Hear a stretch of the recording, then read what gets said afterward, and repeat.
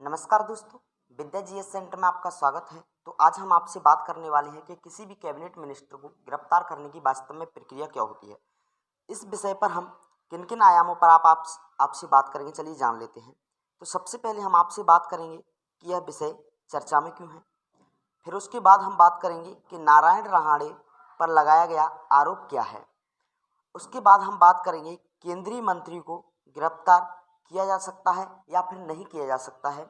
साथ ही हम आपसे बात करेंगे कि किसी मंत्री को गिरफ्तार करने की प्रक्रिया क्या होती है, यानी कि किसी केंद्रीय मंत्री को गिरफ्तार करने की प्रक्रिया क्या होती है।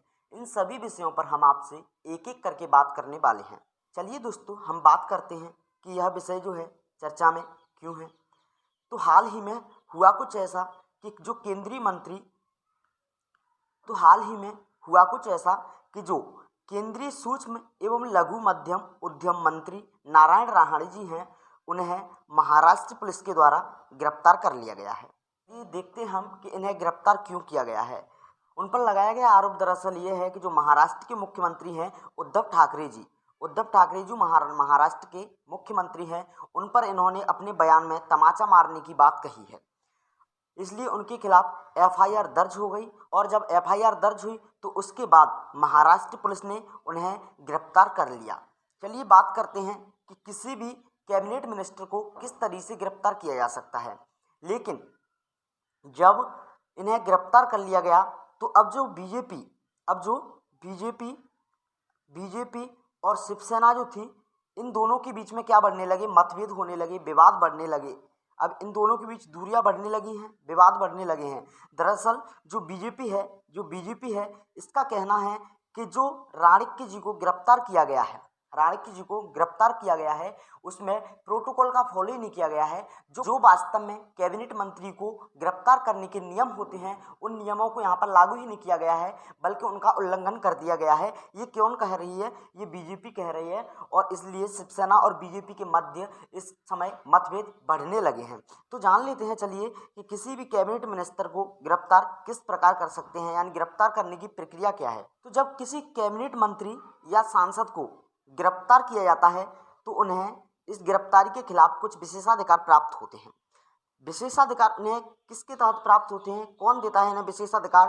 तो इन्हें विशेषाधिकार, सांसदों को मिलने वाले विशेषाधिकारों की अगर बात करें तो यह सिविल प्रक्रिया संहिता की धारा 135 में इनका प्रावधान किया गया है कि इन्हें जब दीवानी मामले जो होते हैं उनमें सांसदों को संसद सत्र के दौरान, यानी जब संसद सत्र चल रहा है उस समय और उसके शुरू होने के 40 दिन पहले, यानी उसके संसद सत्र जो चल रहा था उसके शुरू होने के 40 दिन पहले तक, यानी कि जैसे संसद सत्र हमारा कब शुरू होने वाला है, तो हमारा संसद सत्र शुरू होने वाला है, जैसे मान लेते हैं हम कि हमारा संसद सत्र 28 तारीख को शुरू होने वाला है, तो इससे 40 दिन पहले तक, और जब यह खत्म होने वाला है, चलिए मान लेते हैं कि यह 15 सितंबर को खत्म होने वाला है, तो खत्म होने के 40 दिन बाद तक उन्हें किसी भी सांसद को गिरफ्तार नहीं किया जा सकता है। किन मामलों में? दीवानी मामलों में इन्हें गिरफ्तार इस अवधि के दौरान नहीं किया जा सकता है। लेकिन दोस्तों, यह जो बात है केवल और केवल दीवानी मामलों पर क्या होती है, लागू होती है। आपराधिक मामलों पर लागू नहीं होती है। आपराधिक मामले जो हैं इनमें सांसद को किसी भी प्रकार की कोई छूट नहीं दी गई है। यहाँ तक कि ये बात तो सांसद की चल रही है, जबकि यहाँ में इसमें पीएम को भी हमारे संविधान के द्वारा ऐसा कोई विशेषाधिकार नहीं दिया गया है कि उसे आपराधिक मामलों में छूट दी जाए। हमारे पास ऐसा कोई कानून नहीं है कि उसे आपराधिक मामलों में छूट दी जा सकती है। चलिए बात करते हैं और आगे की। हालांकि जब किसी कैबिनेट मिनिस्टर या फिर सांसद को गिरफ्तार किया जाता है तो जो राज्यसभा प्रक्रिया और कार्य संचालन नियम की धारा नंबर 22 है, उसके अनुसार जो पुलिस है या फिर न्यायाधीश या फिर मजिस्ट्रेट को राज्यसभा के सभापति को 24 घंटे के अंदर गिरफ्तारी की वजह बतानी होगी। यानी कि उनके सांसद को या कैबिनेट मंत्री को किस लिए गिरफ्तार किया गया है, इसकी वजह पुलिस को या फिर मिनिस्टर को या फिर न्यायाधीश को यह वजह बतानी होगी कि उन्हें किस वजह से गिरफ्तार किया गया है।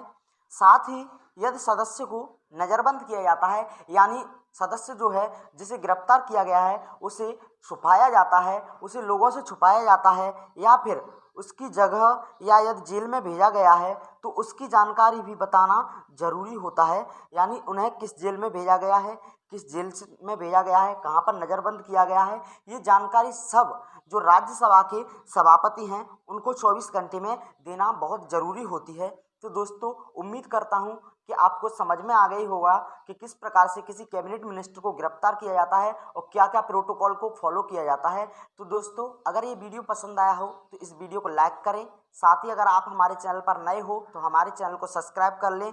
अपने सभी दोस्तों के साथ इस वीडियो को शेयर करें जिससे कि हमें आपका सपोर्ट मिल सके। तो दोस्तों, मिलते हैं हम आपसे अगली वीडियोज़ में। तब तक के लिए आप अपना ख्याल रखना। धन्यवाद दोस्तों।